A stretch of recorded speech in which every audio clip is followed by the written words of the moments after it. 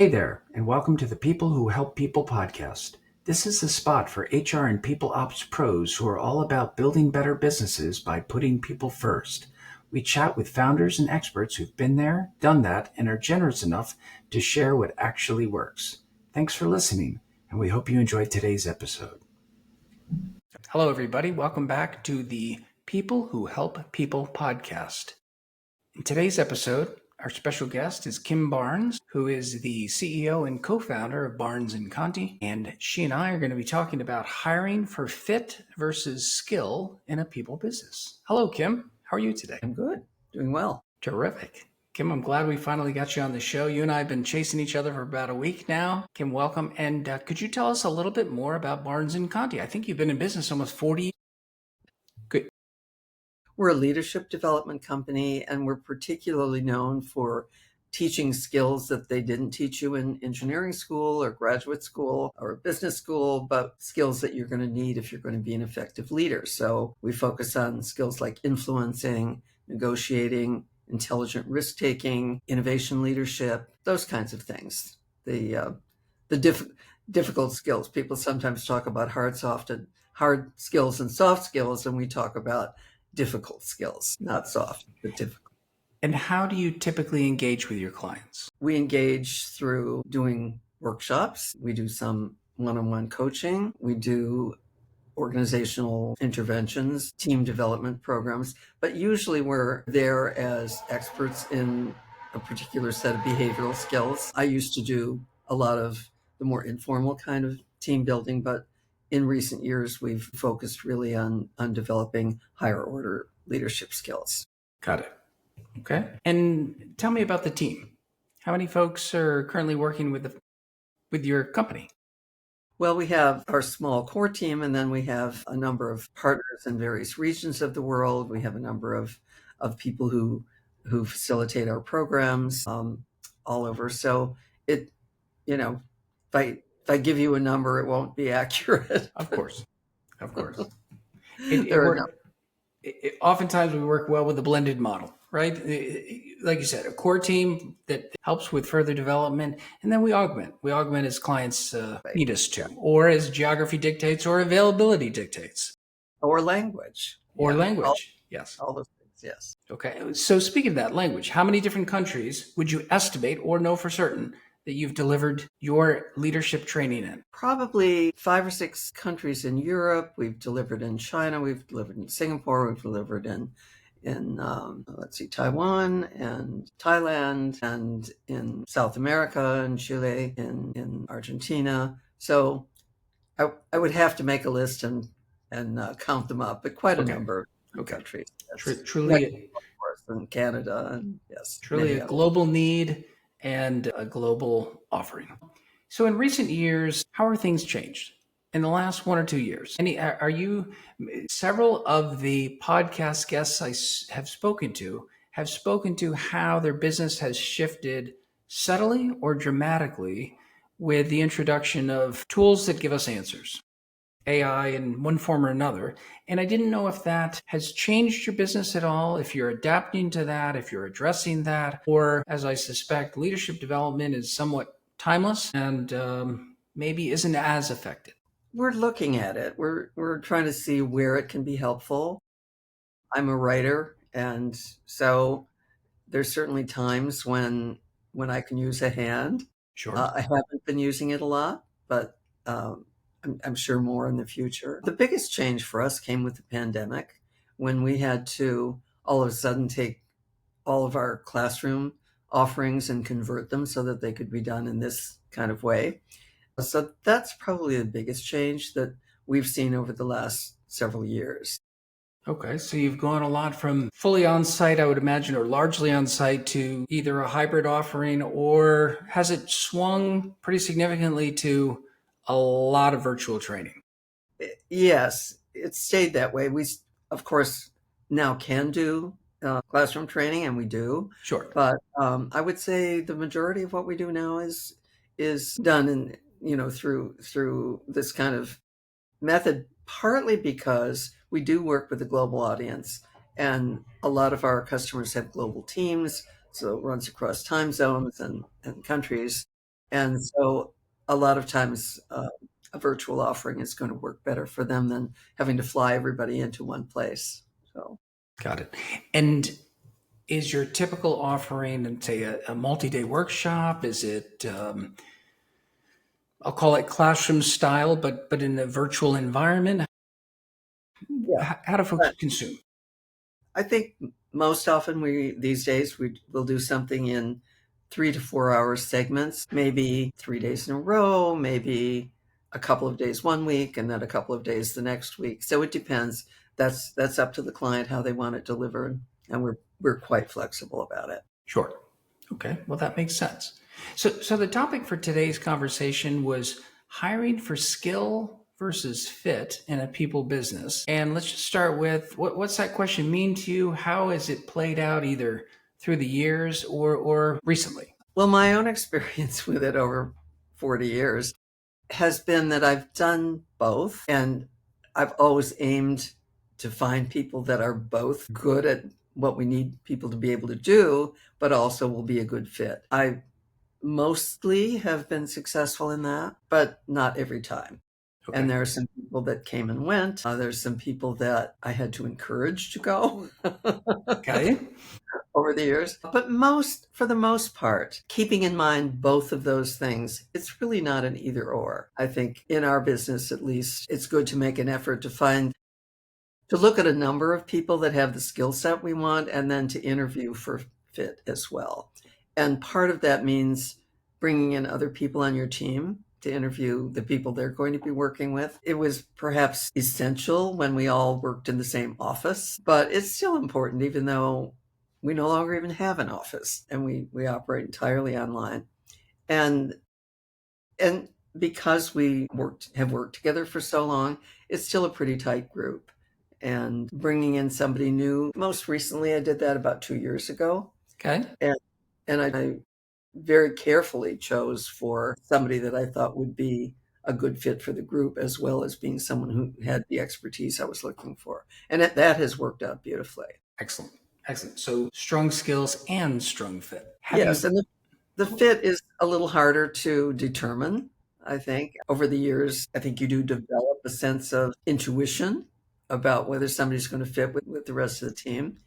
Um, but you can't always be right about it, which is why it's really useful to bring other people in. If you're hiring for somebody that's going to be in relation to other people on the team, then they really should be part of that Yes. process. I think as much as possible when we involve the team, they also help that new person. Well, they get to know that person. They had a stake in bringing them in, and will likely have a stake in their success as well. So I think there's a lot of reasons why it makes a ton of sense if you can do it, like you said. Yeah, terrific. How about how are skills or skill needs evolving? Either, of course, with the pandemic, we all have to get comfortable with this format or formats like it. But are there other skills that you're finding are needed today that maybe weren't as important in the past? And I'll be frank, I just started a company where I help companies like ours utilize AI enabled tools to simplify our life so we can have more impact delivering leadership training and things like that. So I'm thinking, is there a demand for more, I'll say, tech savvy individuals in your business, or is it, again, are you more immune to that? I don't think we're immune to it. I do think that even though I'm personally an early adopter Okay. on most things, this is something that not only we need to learn to work with and to have support what we do, but also our customers need to be comfortable with it, depending on how we use it. So we're stepping cautiously about doing it, and I'm sure you and I will have a conversation about that at some point. Yeah, Okay. but right now, we're more concerned that people have the ability to, if they're going to be facilitating our programs, that they have the ability to come across both with real people in the room and also that they have a strong enough presence that they can be effective on a screen, Yes. basically. Yeah. Do you facilitate some sessions where some of the audience is in the room and some is joining remotely? I And go I ahead. do, and Yeah. I absolutely hate it. Okay. It's I can't imagine I would prefer it either. So no, it's very difficult. yeah. Um, it's easier if you're just giving a talk, then it really doesn't matter. But everything that we do is interactive, it involves practice, it involves feedback, and it's fine to do it either all one way or all the other way. But I haven't yet cracked the code for doing it well when you have both going on. We've Right. tried. I will think we've failed.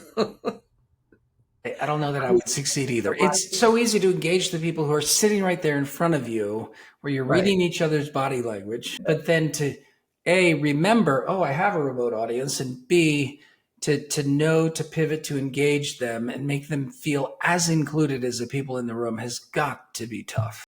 Well, it is. I mean, what has worked best? I try to avoid that actually, but what has worked best when I have had to do it, or one of my people has done it, is when we have somebody who is specifically focused on the people who are online. So you can refer to them and make sure that they host part of it, that they deliver Sure. some of it, that they are always watching out for the people that are So that has to be that has to be an acquired skill. Being a strong facilitator, co-facilitator, but online while there's a partnering with somebody who's delivering the physical training, the right now in-person training.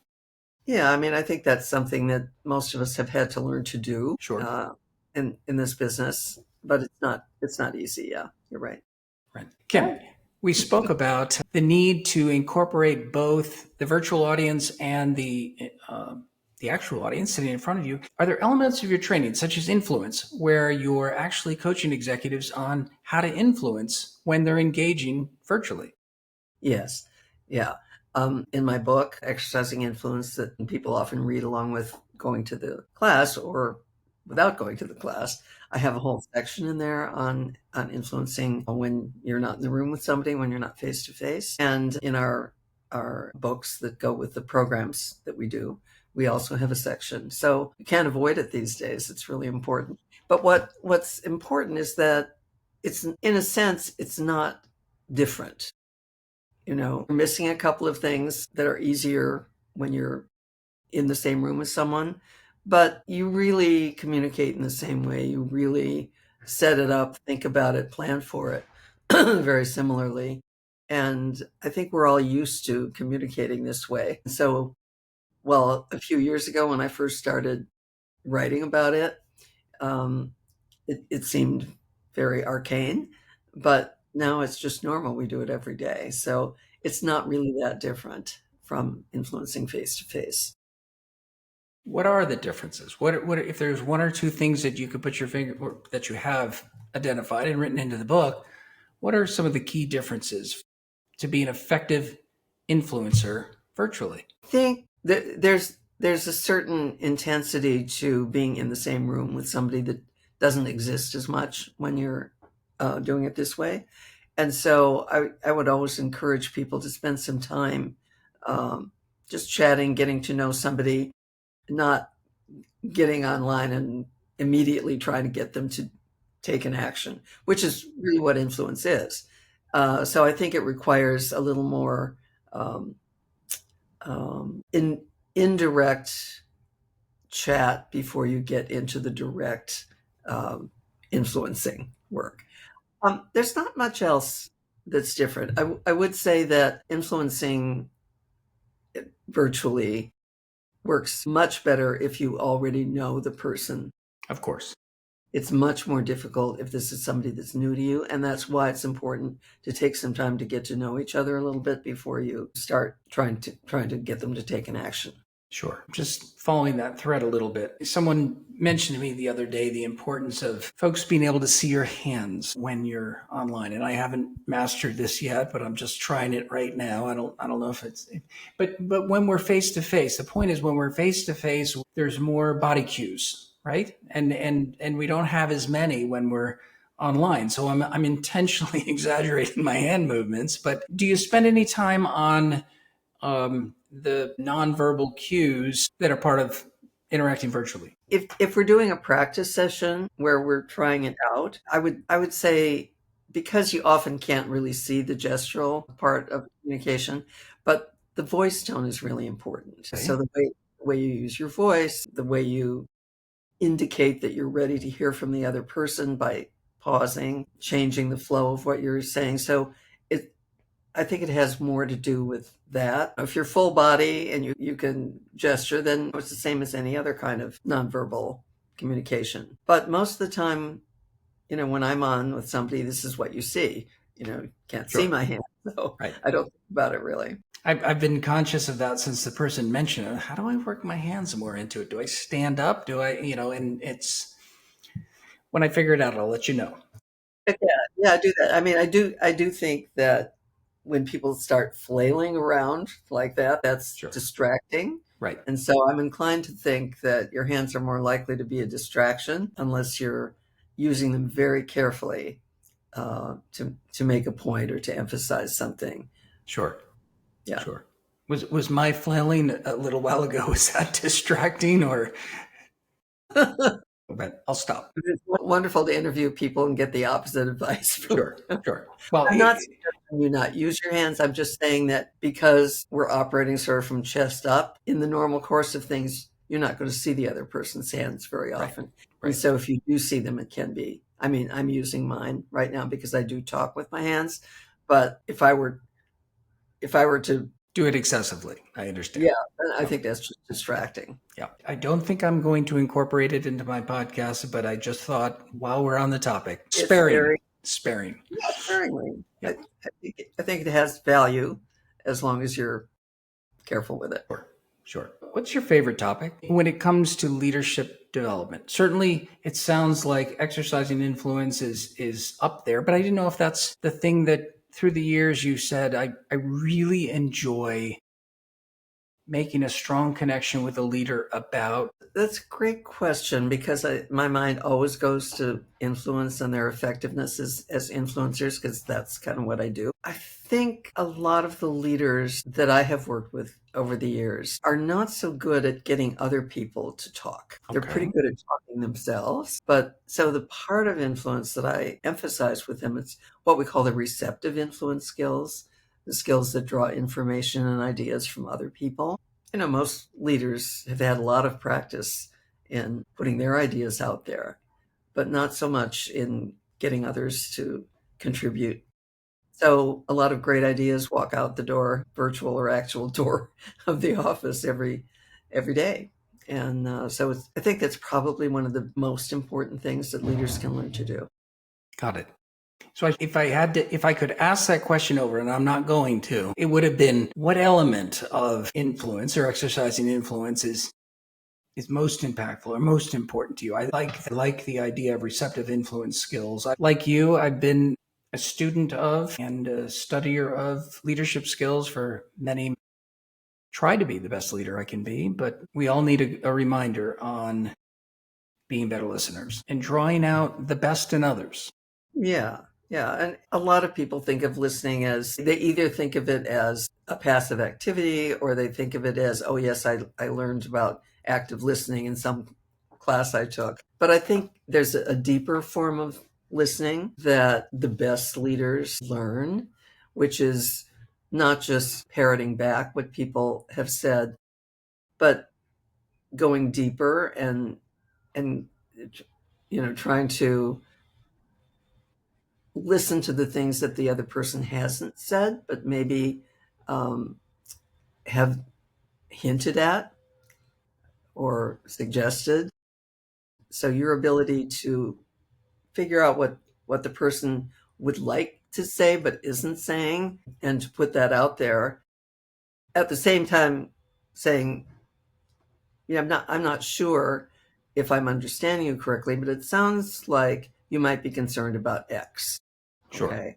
And it doesn't have to be that elaborate, but doing it in a way that's respectful for the other, not putting words in the other person's mouth, but being able to make it safe, create the psychological safety to talk about things that the other person may not feel comfortable talking with you about, especially if there's a fair gap in the status between you and the other. We've spent at the company I was just with, we spent a lot of concerted effort to at least help people understand psychological safety, but I don't know that we did as well with actually making people feel psychologically safe. So I absolutely recognize the importance there, but it's something we need to practice and Well, it get is, but natural.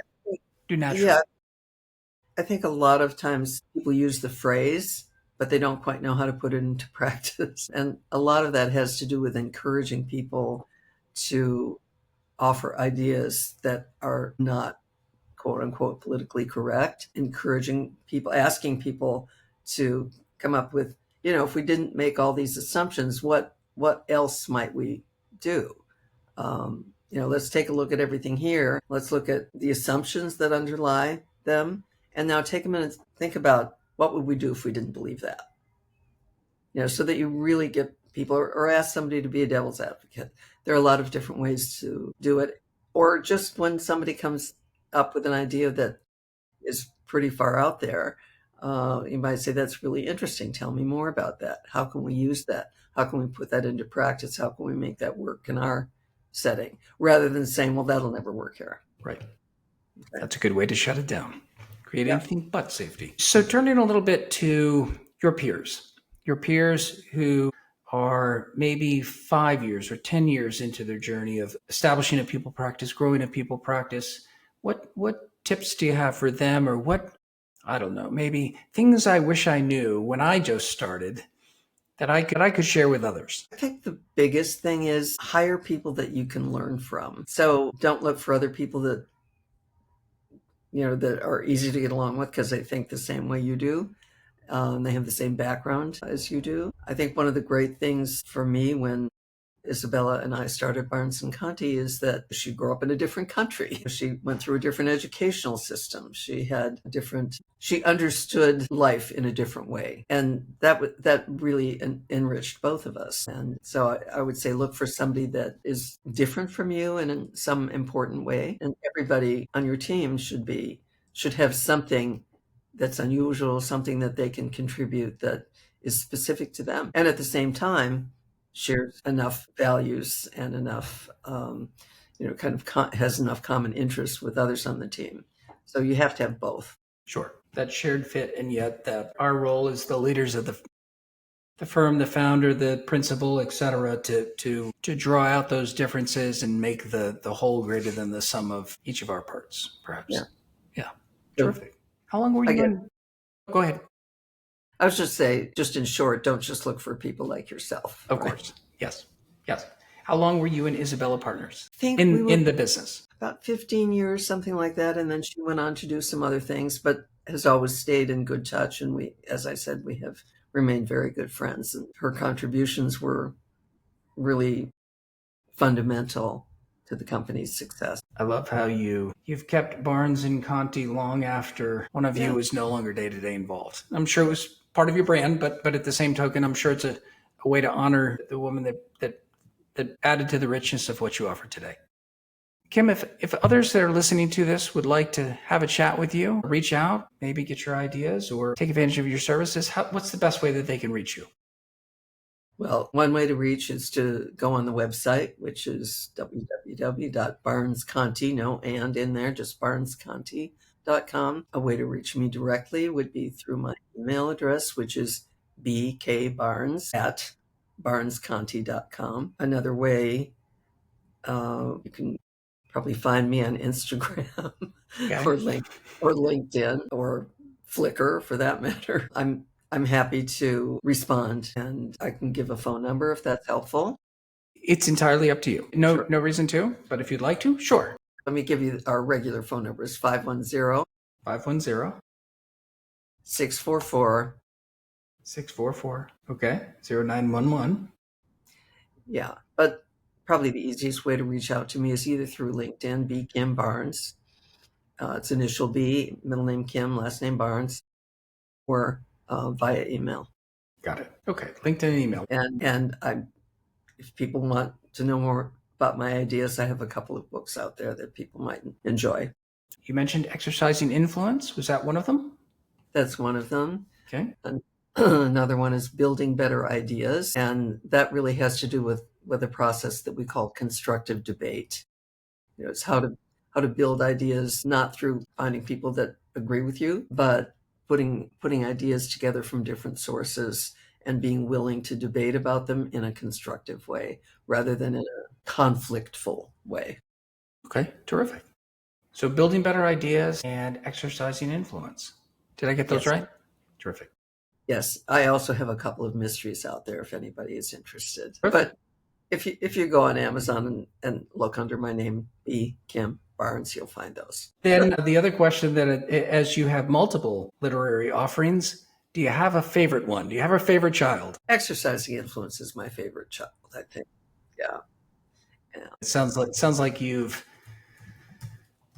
helped many people through the years in their pursuit of becoming better leaders by helping them understand how they can better exercise influence. And I for one, am going to work on my receptive influence skills because although I think I'm pretty good at it, I can always get better. So, Well, you do it for a living, Craig. then there's Sometimes, that. yeah, I mean, sometimes the things we do for a living, we don't always do at home and in our community. So, Sure. yeah. Sure. Terrific. Well, Kim, I've absolutely enjoyed having you as a guest. Kim, thank you so much for being our guest today.